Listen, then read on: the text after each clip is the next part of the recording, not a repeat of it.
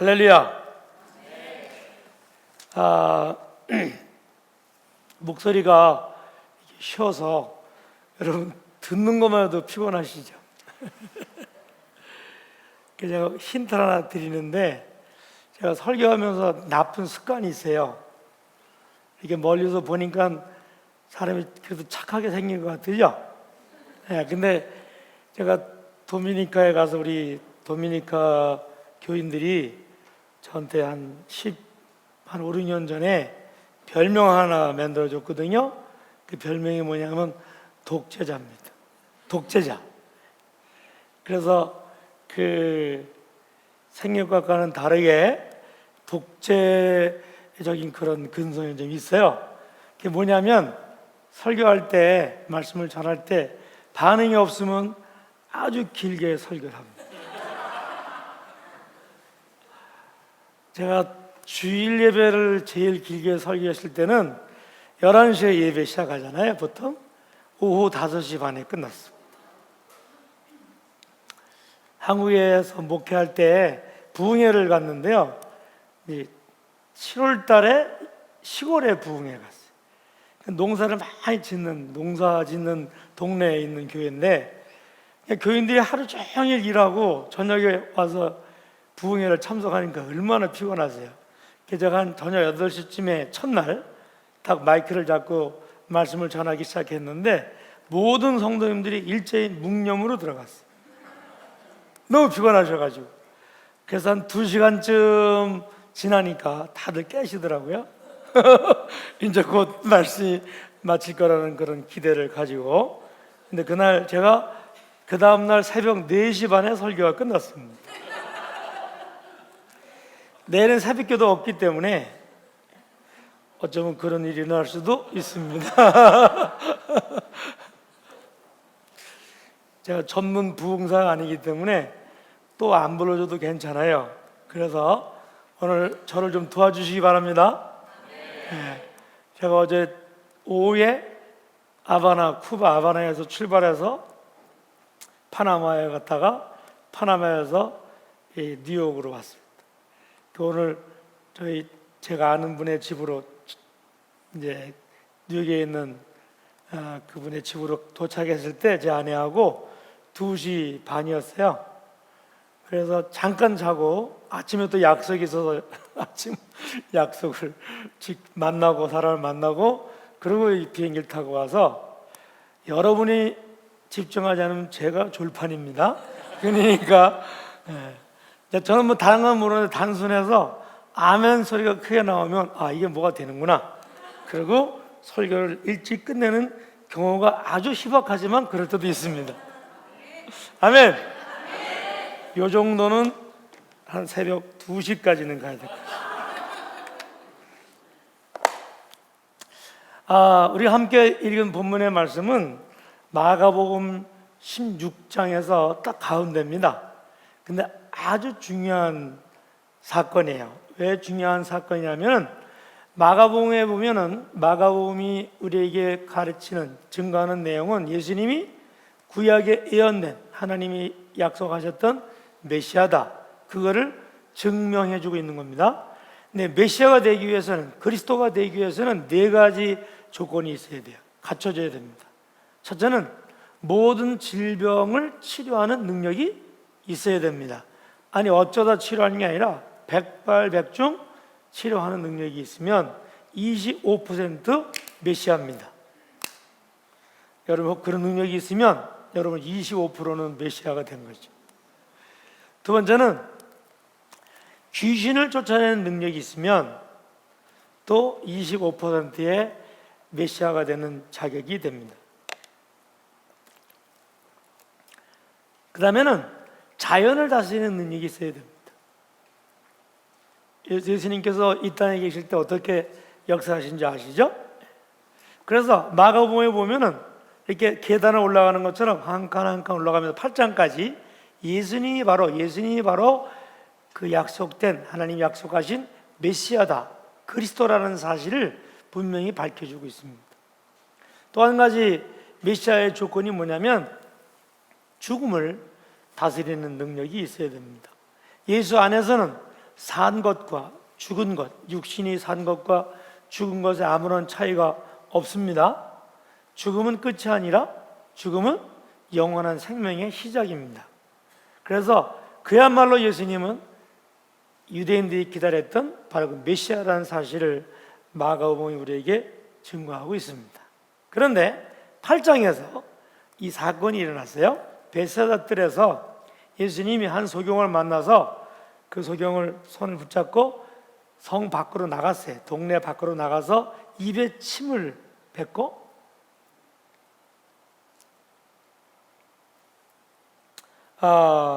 침을 뱉으시고 그리고 그 눈에 손을 대시고 안수하시고 기도하셨습니다.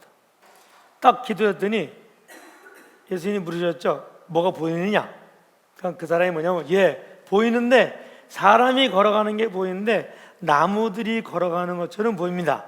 보이긴 보이는데 희미하게 보는 거죠.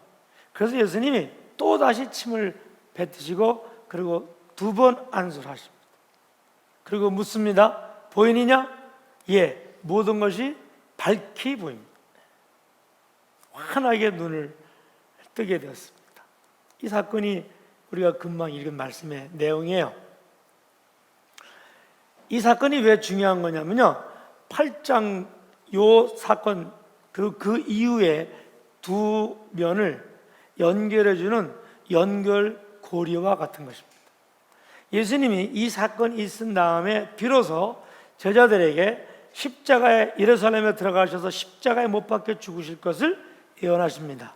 8장 31절에 또 9장 30절에 10장 32절에 비로소 당신이 십자가에 못 박혀 죽으시고 그 죽으심으로 말미암아 메시아의 사명을, 메시아의 그 구원의 역사를 완성하실 것을 말씀하십니다.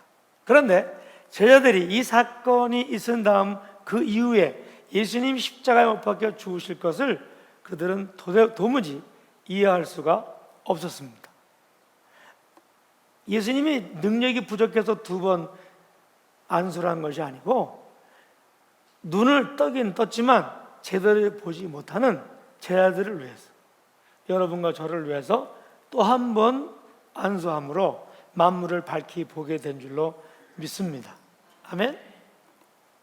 제가 이렇게 한번 그림을 그려볼게요. 한 소경이 예수님을 만났습니다. 그 예수님이 그를 위해서 안수기도 했습니다. 그랬더니 뭐가 보이긴 보이는데 어떻게 보이냐면 반쯤 열어요. 반쯤 희미하게 보입니다. 그 예수님이 이 사람을 또 한번 기도합니다. 안수합니다. 드디어 만물을 밝히 보게 되었습니다. 아멘. 여기 제가 점선으로 해놓는데 그 이유는 좀 이따 설명하겠습니다. 만약에 여러분들이 이 그림을 오늘 밤에 다 이해하신다면 내일 저녁에는 설교 안 해도 됩니다. 안 오신 분들만 따로 모아놓고 하면 됩니다.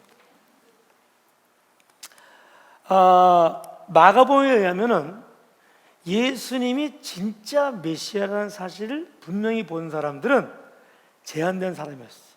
첫 번째는 여기 8장에 나오는 베세다의 소경이 예수님을 진정한 메시아로 고백을 했습니다. 밝히 보게 되었습니다. 또 11장에 바디메오라는 소경 거지 바디메오가 눈을 떠서 주님을 만났습니다.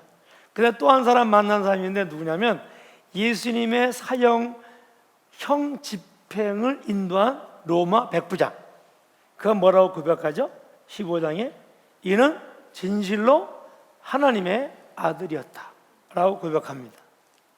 이렇게 밝히 보고 고백한 사람이 있는가 하면 마가복음 8장까지는 모든 제자들이 베드로의 고백이 나오죠. 8장에 주는 그리스도시요 살아계신 하나님의 아들입니다.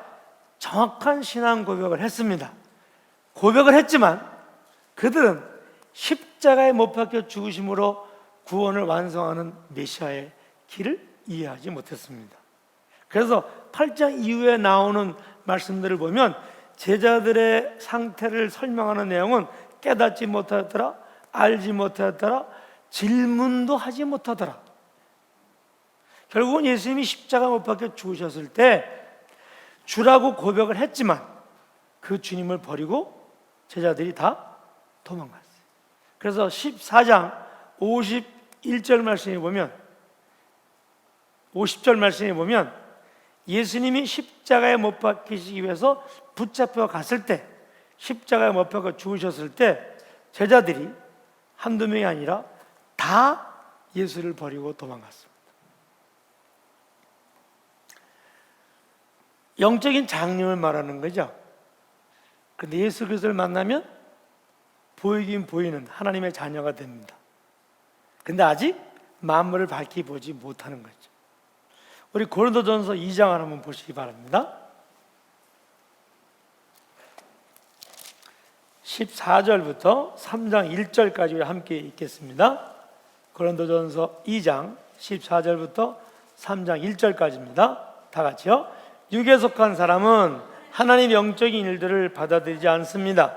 그에게는 이런 것이 어리석고 이해할 수 없는 일들입니다. 이런 일들은 영적으로만 분별되기 때문입니다. 신령한 사람은 모든 것을 판단하나 자기는 아무에게도 판단을 받지 않습니다. 누가 주의 마음을 알아 그를 가르치겠습니까? 그러나 우리는 그리스도의 마음을 가지고 있습니다. 형제들이여, 내가 여러분에게 신령한 사람들에게 말하듯이 말할 수 없어서 육에 속한 사람들 곧 그리스도 안에서 어린아이들에게 말하듯이 말했습니다. 아멘. 바울이 고린도 교회 교인들에게 편지를 썼습니다. 그런데 이 내용을 보면요, 이 편지를 받는 사람이 세 그룹이에요. 세 종류입니다. 2장 14절에 뭐라 그랬죠? 육에 속한 사람이라 했어요. 육에 속한 사람. 저 뒤에 잘 안 보이시죠? 네. 안 보이셔도 돼요. 괜찮아요. 육에 속한 사람은 하나님의 일을 알려고 하지도 않고 알 수도 없어요. 사실 우리가 예수 믿고 나면, 처음 예수 믿으면 가족들이 우리를 핍박하잖아요. 부인이 먼저 예수 믿으면 남편이 핍박합니다. 핍박을 안 할 수가 없어요. 왜? 볼 수도 없고 알 수도 없고 알고 싶지 않기 때문에 내 마누라가 왜 이렇게 미쳐서 교회를 가는지 알 수가 없는 거죠. 그러니까 거기에 나오는 자연스러운 반응이 뭐예요? 행동이 뭐예요? 핍박을 하는 거죠. 장님하고 멀쩡한 사람 싸우면 누가 이기죠? 장님이 이긴다고 그러잖아요. 배는 게 없어가지고. 이 사람이 배는 게 없는 사람입니다. 근데 문제는 뭐냐면 고린도 교회 교인들에게 편지를 했는데 교회 안에 육에 속한 사람이 있다는 겁니다. 그러면서 3장 1절에 바울이 뭐라 하냐면, 내가 여러분들을 대할 때 신령한 사람으로, 신령한 크리스찬으로 여러분들을 대할 수가 없고, 뭐에 속한? 육에 속한 크리스찬. 예수를 믿긴 믿어요. 근데 이 사람은 육에 속한 크리스찬입니다. 사형리에 보면, 여기 사형리에 보면 이런 그림이 나오죠. 이 원은 우리들의 삶 전체를 말합니다. 이 원 안에, 내 삶 안에 중앙에 왕좌가 있어요. 의자가 있어요. 이 의자에 앉아 있는 자가, 여기 의자에 앉아 있는 것이 내 삶의 주인입니다. 육에 속한 사람은 어떤 사람이냐면요, 여기 누가 앉아 있어요? 내가 앉아 있어요. 예수님 어디 있어요? 예수님 밖에 있어요. 내 삶하고 전혀 상관없는 삶을, 그게 바로 육에 속한 사람이에요. 그러면 육신에 속한 크리스찬은 어떤 사람이에요? 어느 날 내 삶 속에 예수 그리스도를 모셔드렸어요. 그리스도를 주로 믿고 받아들였어요. 주님 내 세에 오셔서 내가 하나님의 자녀가 되는 그런 놀라운 복을 거듭난 사람입니다. 그런데 아직 누가 주인이에요? 누가 주인이에요? 아니 오늘 밤새길 원하시면 뭐 누가 주인이에요?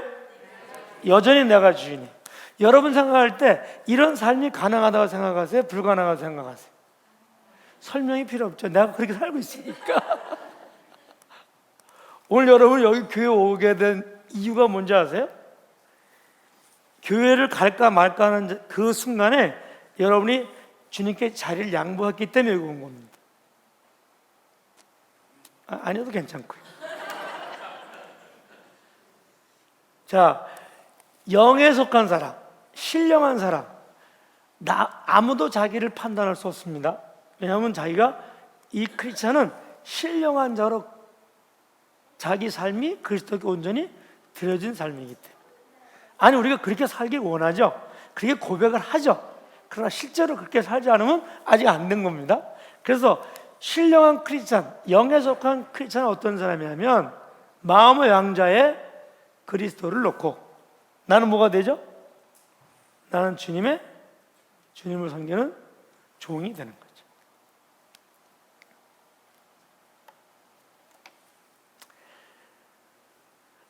이거를 설명하려고 지금 제가 얘기하는 건데 사실 설명하는 거는 쉬워요. 중요한 건 여러분이 여기까지 오셔야 됩니다. 아니 오늘 저녁에 여기까지 오셔야 돼요. 계속 할까요 이거? 제가 이제 신학대학을 갔다가 1년을 다니고 자퇴를 했어요. 내가 길을 잘못 선택했구나. 그리고 군대를 갔다 와서 고민을 하는 중에 어린이 전도협회에서 사역을 하게 됐습니다. 근데 어린이 전도협회에서 사역을 하는데 여름만 되면 여름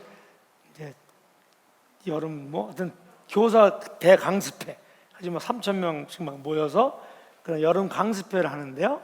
여름 성경학교 강습회죠. 근데 그 서울 지혜에서 일하시던 목사님이 침례교회 목사님이었는데요. 그분이 나중에는 그 서울 침례교회 담임 목사님 됐습니다. 필동인가요? 근데 이분이 그 수천 명의 교사들 앞에서 이런 고백을 하는 거예요. 자기가 침례교 신학대학을 졸업했고 그걸 침대라고 그래요. 예. 그 옆에 목원대는 목대라고 그래요. 그래서 침대를 졸업하고 웃지도 않으시네.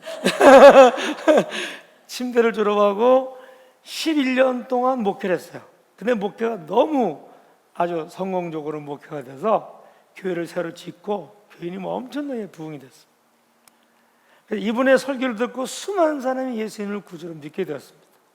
그래서 어느 수요일 저녁 예배를 마치고 교인들은 다 가고 혼자 사무실에 앉았는데 그때 자기가 놀라운 걸 발견했습니다. 그렇게 수백 번 수천 번 전했던 복음 예수 그리스도가 자기 속에 없는 거예요. 그래서 그날 밤에 목회를 시작한 지 11년 되는 어느 수요일 날 밤에 비로소 주님을 만났어요. 저는 그 얘기를 듣고 오호, 목사도 예수 안 믿고 할 수 있구나.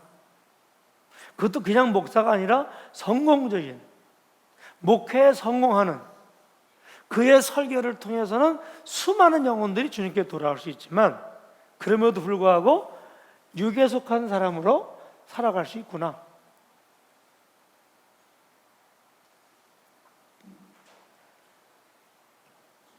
그냥 교회 밖에 있어야 될 사람들이죠. 근데 여전히 교회 안에 육에 속한 사람들, 하나님하고 아무 상관없는 사람들이, 아니 낮아짐 교회는 없죠. 낮아짐 교회잖아요, 그렇죠? 네. 근데 제가 목회를 34년 정도 했는데요. 목회하면서 보니까 많더라고요. 결정적인 순간에 이게 나오더라고요. 평상시에는 잘 모르겠는데 결정적인 순간에 나오는 걸 경험하게 됩니다. 우리 마태복음 16장 하나 한번 보십시다. 마태복음 16장 16절부터 18절까지 한번 다 같이 읽겠습니다. 시작. 시몬 베드로가 대답했습니다. 주는 그리스도이시며 살아계신 하나님의 아들이십니다. 예수께서 대답하셨습니다. 요나의 아들 시몬아, 내가 복이 있다. 이것을 내게 계시하신 분은 사람이 아니라 하늘에 계신 내 아버지시다. 그리고 내가 너에게 말한다. 너는 베드로다. 내가 이 반석 위에 내 교회를 세우리니 문이 이것을 이길 수 없을 것이다. 아멘. 이 우리말 번역은 아주 정확하게 번역했어요. 오늘 여기 말씀에 보면요, 한 사람 베드로를 향해서 예수님이 세 다른 이름으로 부릅니다. 첫 번째 뭐라고 불렀죠? 17절에 요나의 아들 시몬아 그랬어요. 시몬이라는 사람입니다. 시몬은 누구냐면요, 요나라는 어부의 아들이었어요. 요나의 아들 시몬이라는 사람입니다. 갈릴리 호수에서 어부로 살아가는 사람입니다. 그리스도와 아무 상관없는 사람입니다. 그런데 그가 오늘 예수님을 주로 고백했어요. 예수님은 그리스도시요 살아계신 하나님의 아들 메시아이십니다 라고 정확히 신앙을 고백합니다. 그래서 예수님이 시몬아 이렇게 부르시고는 18절에 이렇게 말씀하십니다. 그리고 내가 너에게 말한다. 너는 베드로다 그랬어. 내가 이 반석 위에 내 교회를 세울 것이니 그랬습니다. 시몬이라고 불렀는데 신앙 고백을 한 시몬에게 뭐라고 부르죠? 너는 베드로다 그랬어요. 여기 나나주에 보면 뭐라고 썼냐면요, 베드로는 그리스어로 페트로스다 그랬어요.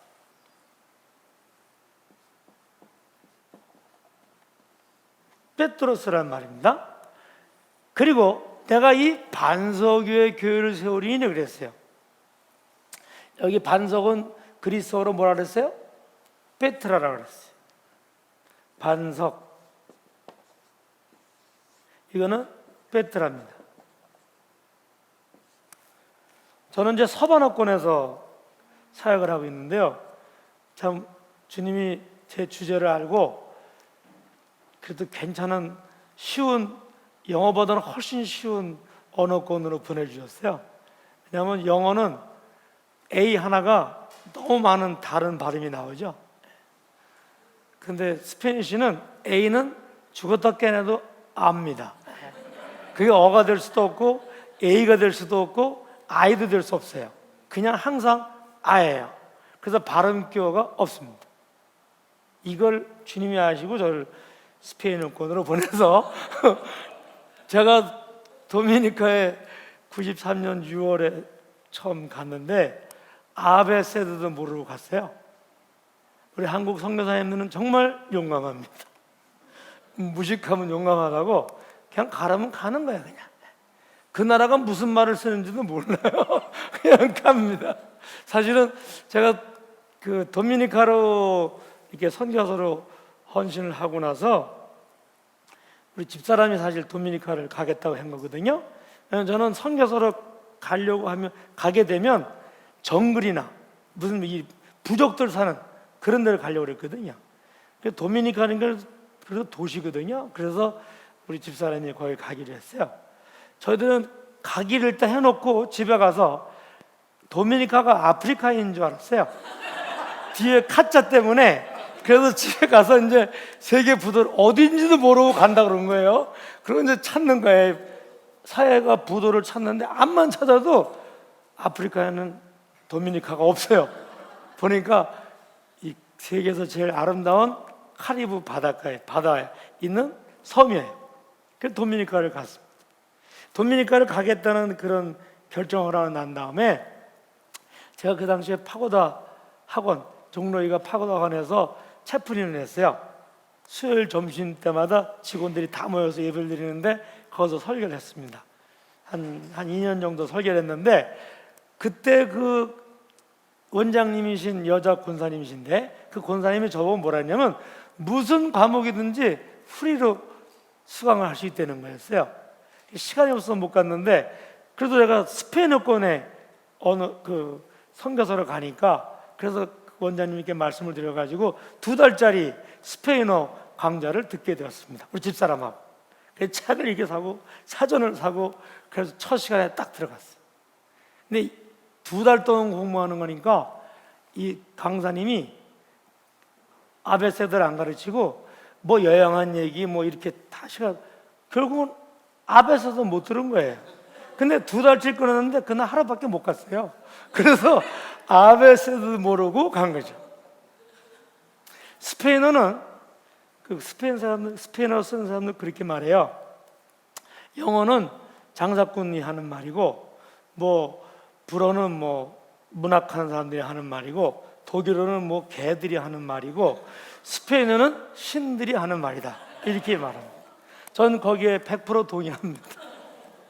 그 이유가 뭐냐면 이게 스페인어 성경인데 스페인어 성경을 읽으면요 아주 많은 경우에 주석이 필요 없습니다. 그 뜻이 너무 정확해. 이게 라틴말하고 헬라어에서 왔기 때문에 원어의 뜻이 그대로 담겨 있습니다. 그래서 스페인어 성경에 보면 이렇게 나와 있어요. 시몬이 하나님과 감개했던 사람이 예수 그리스도를 믿어서 베드로스 돌이 됐어요. 베드로스는 남성 명사입니다. 그런데 주님은 이 베드로스, 베드로라는 베드로스 위에 주님의 교회를 세우는 게 아닙니다. 이 베드로스가 반석 베드라가 됐을 때 그 베드라 위에 당신의 교회를 세우신다는 거예요. 아멘? 여러분과 제가 여기 있으면 주님은 우리를 쓸 수가 없어요. 주님이 우리를 쓰시는 것처럼 보여져요. 우리도 그렇게 쓰임받는 것처럼 생각이 됩니다. 착각을 합니다. 결론적으로는 주님이 쓸 수가 없습니다. 언제까지? 베드로스가 베드라가 될 때까지. 이건 남성 명사고요. 이건 여성 명사예요. 베드로가 예수님이 이 말을 들었을 때 이건 착각할 수가 없어요. 혼동할 수가 없어요. 그런데 베드로스란 말은 어떤 뜻이냐면 정확한 뜻은 어떤 거냐면요. 돌은 돌인데 큰 바위돌이 아니라 거기서 떨어져 나온 조각돌. 순수한 말로 조각돌이죠. 더 순수한 한국말은 짱돌 그렇게 말합니다. 이게 돌은 돌인데 뭐예요? 짱돌. 여러분 짱돌 위에 기둥을 세우시겠어요? 짱돌 위에 집을 지으시겠어요? 짱돌의 운명은 언제 어디를 튈지 모른다는 거예요. 그냥 평상시에는 잘 있습니다. 결정적인 순간에 튑니다. 어디를 튀어요? 지가 좋아하는 대로, 지가 원하는 대로. 이게 짱돌이에요. 주님은 짱돌을 쓸 수가 없습니다. 이 짱돌이 뭐가 됐을 때? 반석이 됐을 때 주님이 우리를 사용할 수 있다 그 말이에요. 베드로는 이 순간에 주님이 이 말씀하실 때 베드로는 어떻게 생각하냐면요, 단어의 뜻은 자기가 충분히 이해했지만 주님이 이 말씀했을 때 베드로는 자기가 이미 반석이 됐다고 생각했어요. 근데 주님이 이 말씀하시고 나서 뭐라고 제자들에게 얘기하시냐면, 내가 이제 예루살렘 성에 들어가서 유대인들에게 잡혀서 십자가에 못 박혀 죽고 3일에 다시 살아날 것이다. 이럴 때 짱돌은 절대로 가만히 못 있습니다. 짱돌이 뭐라 그러죠? 우리가 수천 년을 기다려서 만난 메시아인데, 오늘 만났는데, 오늘 이 믿음의 고백이 있었는데 그리스도가 죽다니, 메시아가 죽다니, 그분은 영원히 사실 뿐이잖아요. 만왕의 왕이시고 만주의 주이신데 돌아가시다니, 이건 있을 수가 없죠. 그래서 베드로가 예수님의 바지를 딱 잡은 거예요. 그리고 뭐라고 그러죠? 이런 일이 주님에게 절대로 일어날 수 없습니다. 그때 주님이 뭐라고 짱돌에게 얘기냐면 너밖에 없다 그렇게 말하지 못했어요. 뭐라고 그러시죠? 사단아 내 뒤로 물러가라. 그래서 16장부터 28장까지 보면요, 짱돌의 찬란한 모습이 계속 나옵니다. 시간이 많지 않으니까 몇 가지만 제가 말씀을 드릴게요. 하여튼 짱돌은 결정적인 순간에 절대로 입을 다물고 있지 않습니다. 튀어야 돼. 튀어나와야 돼. 결정적인 건 뭐냐면 예수님이 마지막 만찬을 하시고 제자들에게 뭐라고 말씀하시냐면 인자가 곧 붙잡혀 갈 것이다. 그리고 재판을 받고 불법 재판을 받고 십자가에 못 박혀 죽고 3일 후에 다시 살아날 것이다 라고 제자들에게 얘기합니다. 그리고 말씀하시기를 내가 붙잡히면 너희들이 다 나를 버리고 도망갈 것이다 라고 말씀하십니다. 그때 짱돌이 튀어나왔습니다. 주님, 다른 녀석들은, 다른 제자들은 수준이 그래서 다 버릴지 모르지만 나 베드로는 주님이 옥에 갇히면 옥에 같이 들어가, 주님이 죽는 자리에 들어가면 같이 죽을 것이라고 자기의 충성을 고백합니다. 그때 주님 무릎을 딱 치면서 너밖에 없다 이렇게 말씀하셨죠. 뭐라 말씀하셨어요? 짱돌아, 오늘 날 새기 전에, 이 밤 새기 전에 내가 나를 3번 부인할 것이다. 그 모른다고 부인한다는 말도 스페니쉬를 보면요, 이게 신들이 쓰는 말이라는 걸 제가 증명을 해드릴게요. 베드로가 예수님을 3번 모른다 그랬어요. 근데 쓴 단어는, 동사는 2종류의 동사입니다. 안다는 동사가 스페니쉬에는 한 30개 됩니다. 그런데 대표적인 단어가 2개가 있어요. 하나는 사베르라는 동사예요. 이 사베르라는 동사는 알긴 아는 건데 어떻게 아는 거냐면 아는 거죠. 어떻게 아는 거냐면 무엇을 객관적으로 배워서 아는 겁니다. 간접적으로 아는 겁니다.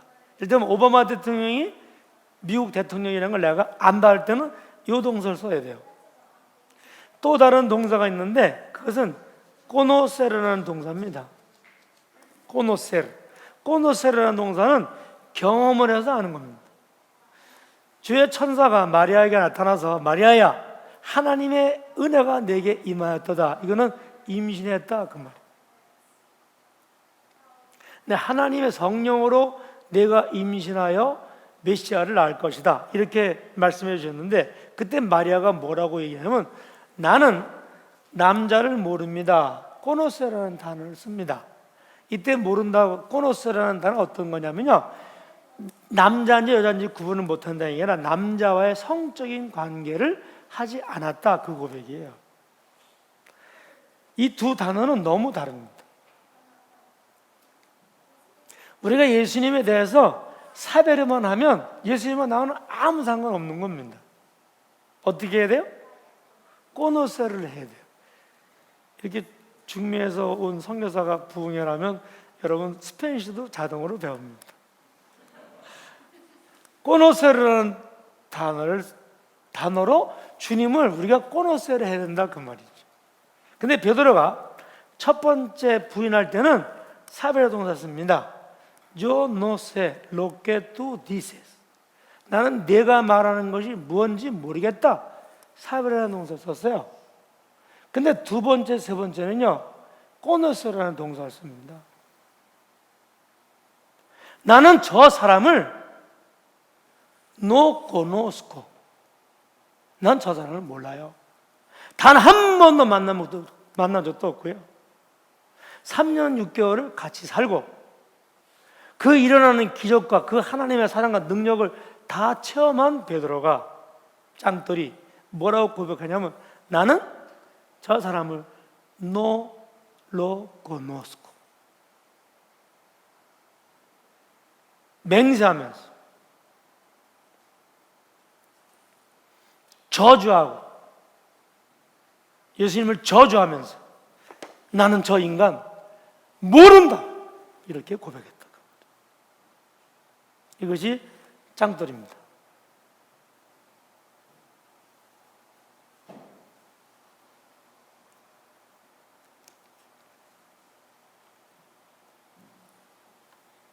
한번 저를 따라서 하실까요? 이 세상에서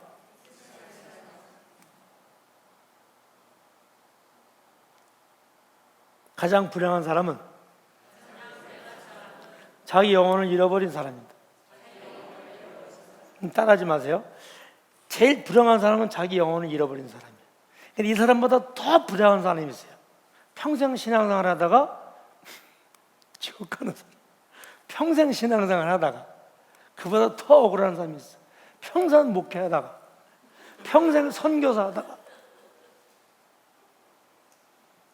평생 선교사로 살다가 한 번 더 따라합니다.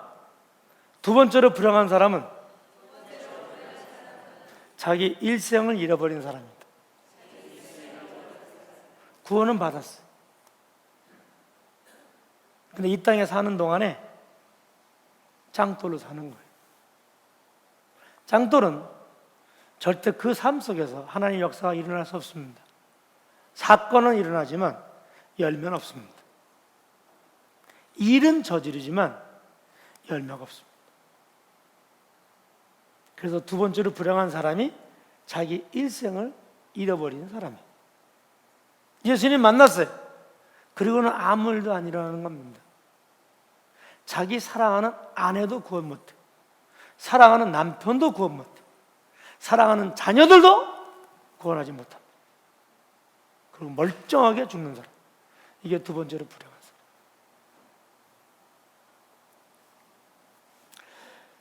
사람. 제가 이제 묻고 싶은데요. 저기 시계가 있네요. 네. 전 시계가 없는 줄 알고 그냥 계속 가려고 그랬는데. 자, 여러분은 지금 어디쯤 걸어가고 어디쯤 가고 있다고 생각하십니까? 어디쯤? 자기 자신 한번 돌아보시기 바랍니다. 저는 감리교 목사인데요. 제가 존경했던 교수님이 계십니다. 우리 감신대 총장도 하시고 학장도 하신 분인데, 근데 그분이 아프셔서 돌아가셨는데 제가 직접 들은 얘기는 아니에요. 직접 본 건 아니에요. 근데 그분을 병실에 신방했던 분들이 하는 얘기를 제가 엿들었어요. 그 교수님이 총장까지 하신 분인데 예수를 부인하는 거예요. 그 병 중에서, 죽음의 문턱에서. 내 속에 없으면 아무리 변장하고 아무리 옷을 갈아입어도 없으면 없는 겁니다. 아까 제가 말씀드렸던 그 침례교 목사님, 저는 그분이 행복한 사람이라고 생각합니다. 왜냐하면 자기 속에 그렇게 자기가 선포하고 설교하던 전도하던 그 예수님이 자기 속에 없다는 것을 여기서 발견했기 때문에.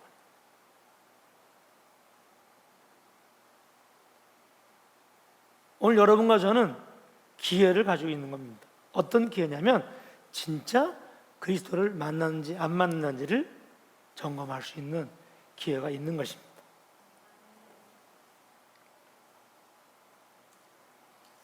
아멘?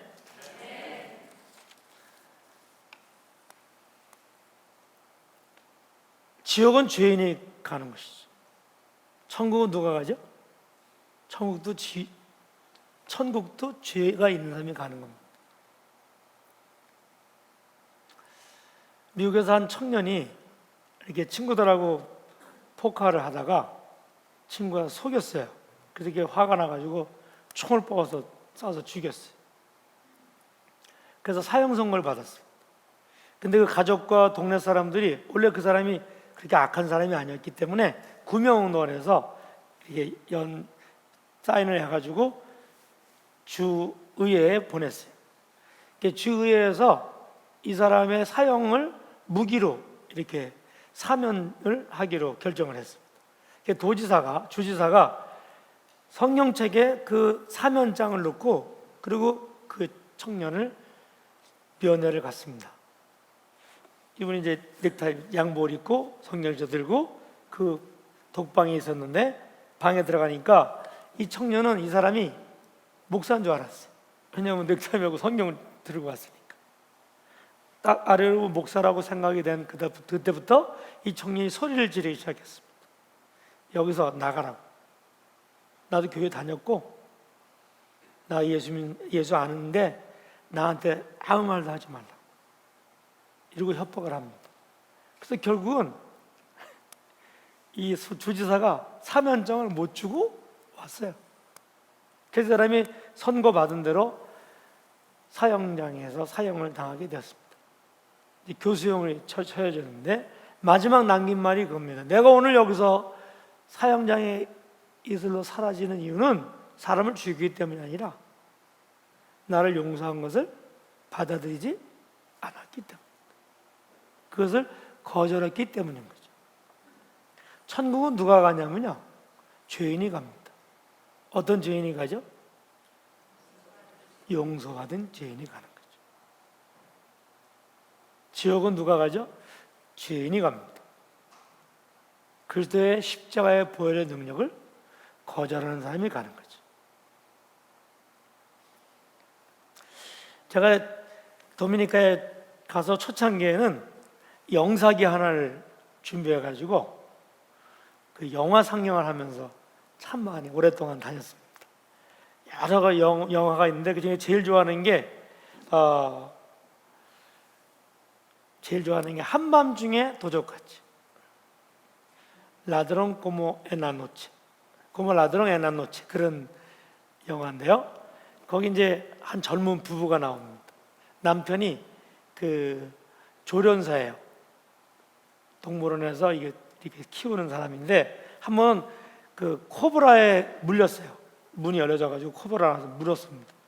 그래서 독이 퍼져서 죽어가고 있는데, 코브라 독은 일반 해독제로 해독이 안 됩니다. 그래서 인디안 중에, 아메리칸 인디안 중에 여러 번 코브라에 물려서 그 피 속에 코브라 독에 해독하는 능력이 있는, 면역력이 있는 그 사람을 비행기로 공수해 와서 그 사람에게 피를 수혈받습니다. 그래서 살아납니다. 그래서 목사님이 이 가정을 신방을 했어요. 그리고 하나님 말씀을 전했어요. 예수를 믿으면 우리의 죄가 용서받는다고. 2000년 전에 주님이 돌아가셨는데 그 예수님이 나를 위해서 죽었다고 하는 사실을 믿고 그분을 내 구주로 믿으면 그분의 피가 우리의 죄를 용서한다고. 그랬더니 그 아내가 뭐냐면, 목사님 이건 너무 어려운 얘기예요. 왜냐면요, 어제 죽은 것도 아니고 2000년 전에 죽었는데, 여기서 죽은 것도 아니고 유대 땅에서 죽었는데 어떻게 예수님의 피가 오늘 내 죄를 용서할 수 있냐 그 말이지. 그래서 목사님이 그 남편에게 물었습니다. 당신이 코브라에 물렸을 때 어떻게 살아났습니까? 이 사람이 신이 나서 대답을 합니다. 이렇게 해서 그 인디언의 피를 내가 받았을 때 살아났습니다. 목사님이 박수를 치면서 바로 그겁니다. 2000년 전에 예수님이 유대 땅에서 골고다 언덕에서 십자가에 못 박혀 피를 흘리셨는데 그 피에는 당신과 나의 죄를 용서할 수 있는 능력이 있습니다. 그분이 당신과 나의 죄 때문에 당신과 내가 못 박혀야 될 그 자리에 나를 대신하여 못 박혀 죽으셨습니다. 그래서 그분이 나를 위해 죽었다는 사실을 믿기만 하면, 내 마음에 그걸 확신을 갖기만 하면, 그리고 그 예수님을 나를 위해 죽었다는 믿음을 가지고 받아들이기만 하면 그 피가 나를 구원합니다. 그랬더니 이 남편이 그 자리에서 예수를 믿었습니다. 근데 아내는 자기는 좀 더 생각해 봐야 되겠다. 여자들이 조금 이렇게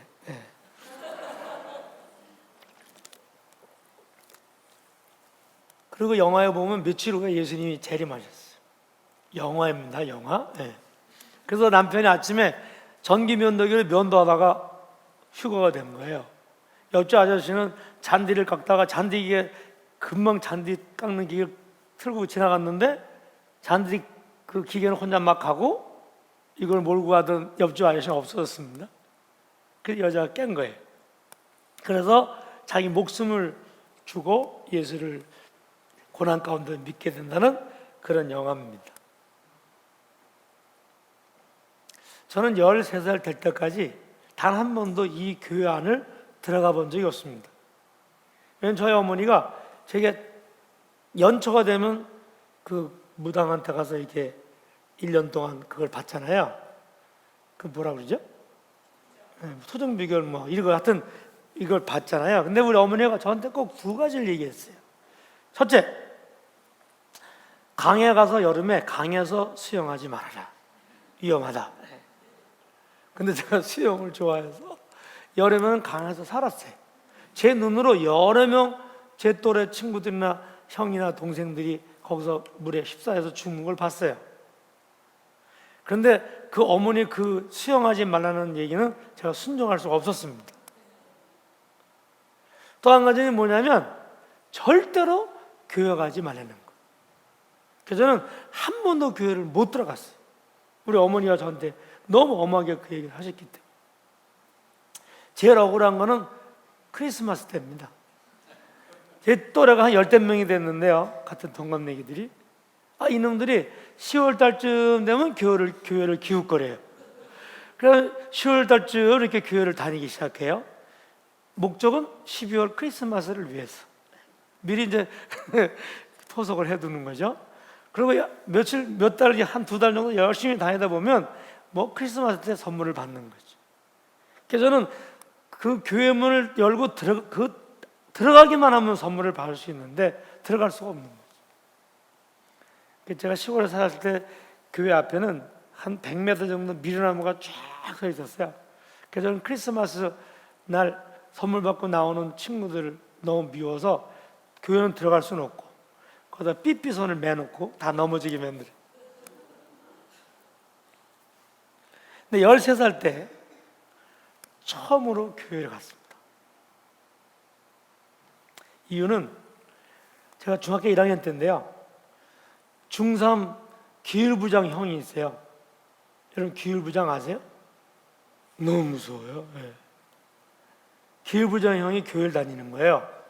그래서 뭐라고 우리한테 얘기했냐면 다 교회 와라, 부흥회하는데 와라, 그런 거죠. 저는 못 갔죠. 목숨 걸고 못 갔죠. 근데 그 다음날 학교 갔더니 나만 안 갔다는 거예요. 얼마나 무서운지. 그 금요일날 부흥회 마지막 날 금요일 밤에 그 형이 기율부장이 무서워서 교회를 들어간 거예요. 맨 뒤에 이제 방석 깔고 이렇게 바닥에 앉았는데 목사님 설교 너무 재밌어요. 설교 듣는데요,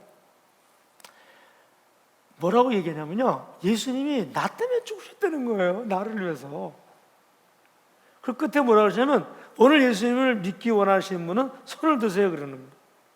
저는 손을 들어야 출석이 되는 줄 알고 손을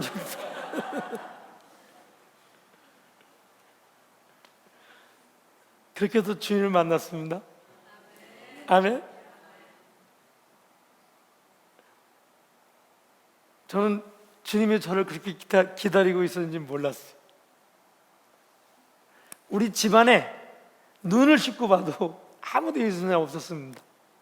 근데 요한복음 16장 31절에 주 예수를 믿으라, 그리하면 너와 내 집이, 내 가정이 구원을 얻으리라. 아멘?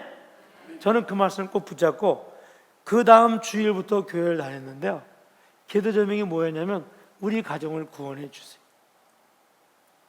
저희 아버님은 특별한 사명을 가지고 이 땅에 태어나셨습니다. 이북에서, 이제 어머니도 마찬가지 이북 북한 분인데, 이북 분인데 다 남쪽으로 넘어오시면서 가족이 못 넘어왔어요. 그래서 이 어떤 사명을 가지고 이제 우리 아버님이 사셨냐면 술은 나쁜 거다, 먹어서 없애자, 이런 사명감을 가지고 사셨어요. 그래서 일주일에 7일 정도 이렇게 잡수셨어요. 우리 아버님이 약전에 앉았을 때는 병원에 입원했을 때 위가 빵꾸가 나가지고 술을 너무 잡숴서, 그래서 병원에 입원했을 때는 술 안 잡숴요. 태어날 땐 약은 이만큼 가지고 나오는데 태어나는 그날부터 또 술을 잡습니다.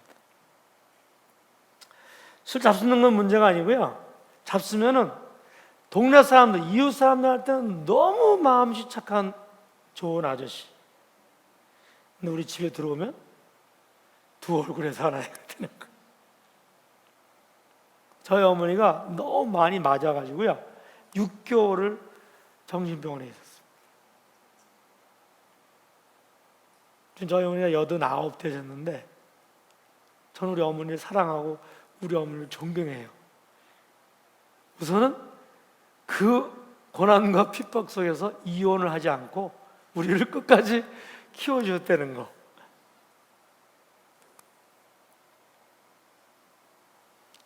저는 저희 아버님이 예수를 믿기 위해서 기도했습니다. 몇 년을 기도했냐면요, 16년을 기도했습니다. 근데 그 저희 아버님이, 아무도 저희 아버지가 예수를 믿는다는 건 상상을 못했어. 믿을 수가 없는 일이었습니다. 근데 그 저희 아버님이 어느 날 이렇게 고백하는 거예요. 내가 오늘부터 교회를 가겠다. 기분 나쁘신가 봐요? 다시 말합니다. 오늘 저녁을 너무 잘 먹어서, 이렇게 저녁을 잘 먹는 날은 설교를 길게 합니다. 제가 설교를 길게 하는 이유는요, 여러 가지가 있는데요, 그 중에 하나는 예수님이 설교를 길게 할 때 놀라운 역사가 항상 일어났어요. 아, 모르시는구나. 오병이어의 기적이 일어날 때요, 아침부터 예수님이 설교하셨는데 그날은 열을 좀 받으셨나 봐요. 에? 홈런 때리는 날이었어요. 그래서 막 설교하시는데 저녁 해 넘어갈 때까지 밥 먹는 시간도 안 주고 계속 설교하신 거예요. 그게 제 아들이 와서 이렇게 한 거예요. 에? 그날 어떻게 했어요? 오병 이어가지고 남자만 5,000명 먹고 12바구니가 남았다, 그 말이. 아니, 아멘 안 하시는 거예요? 제가 알기로는 여기 그 보스턴 쪽은 워낙 그 대학, 좋은 대학이 많아서 굉장히 신사적이고, 그렇게 알고 있는데요, 일단은 아멘을 하셔야 끝납니다. 아멘. 그렇게 우리가 주님을 만나는 겁니다. 여러분, 그 주님 만났습니까? 여러분 마음속에 주님 계십니까?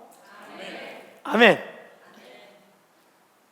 내가 하나님 자녀인 것을 확신하는 분은 오늘 밤에 주님 나를 부르셔도 내가 하나님 나라에서 눈을 뜰 수 있다는 확신 있는 분은 오른손 들고 아멘. 그 남 든다고 따라 들으면 안 돼요.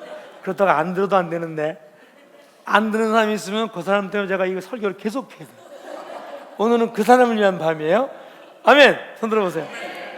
네. 거기도 예언 아니에요. 네. 다 손 들었어요. 그러면은 다음으로 넘어가겠습니다.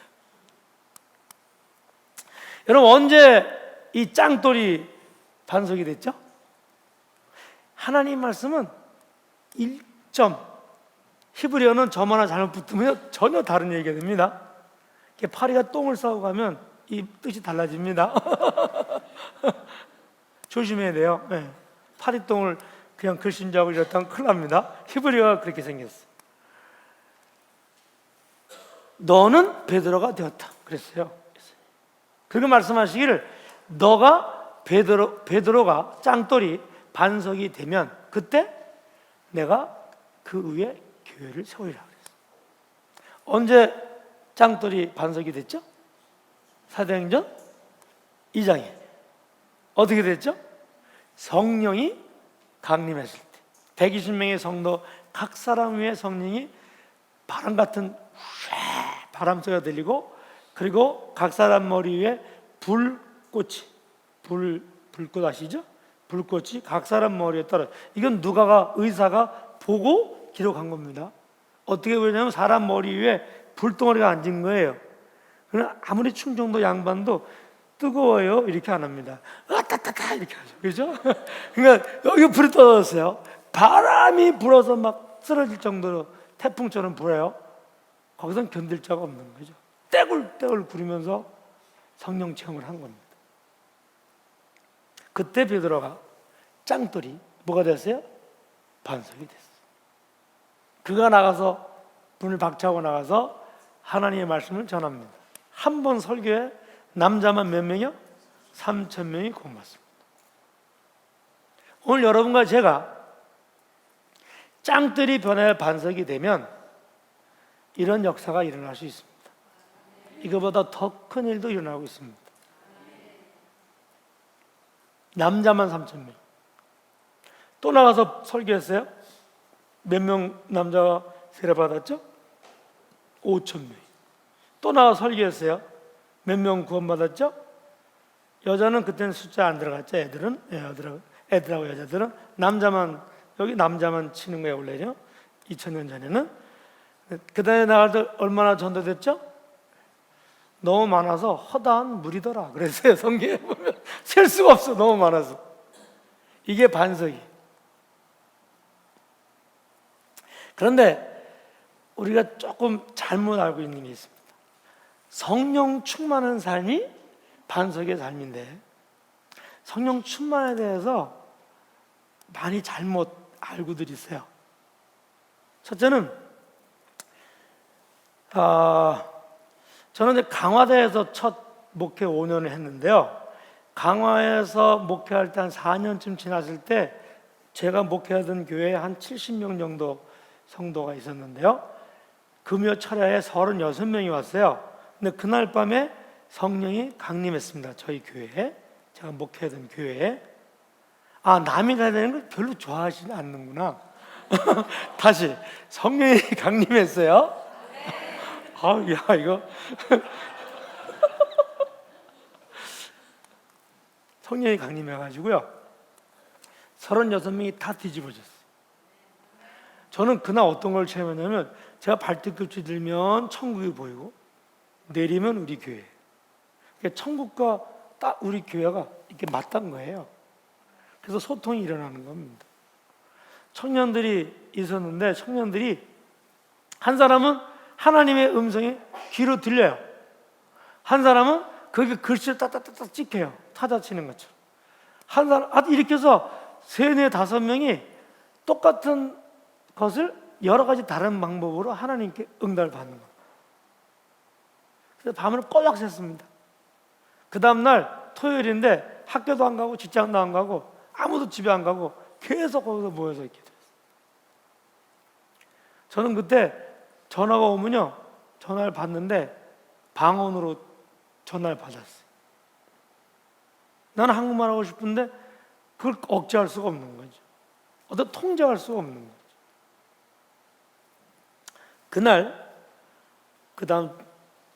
그날 토요일 아침에 유치원 선생님이 있었어요. 그래서 그 엄마 아빠가 집사님인데 엄마가 딸을 데리러 왔어요. 야, 너 유치원 가야 되는데 뭐 하는 거냐? 들어왔는데 이분이 얼마나 급하게 왔는지 신발을 짝짝이를 신고 왔어요.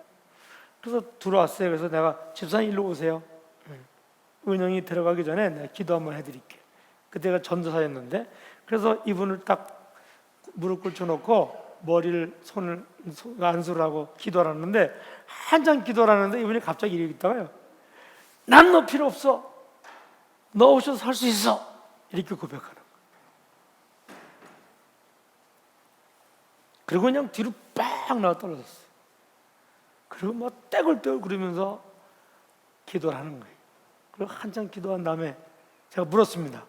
왜 그렇게 하셨냐니까 남편이 이 두 분이 우리 교회 집사님인데 그 남편은 그 동네에서 제일 유명한 구두쇠입니다.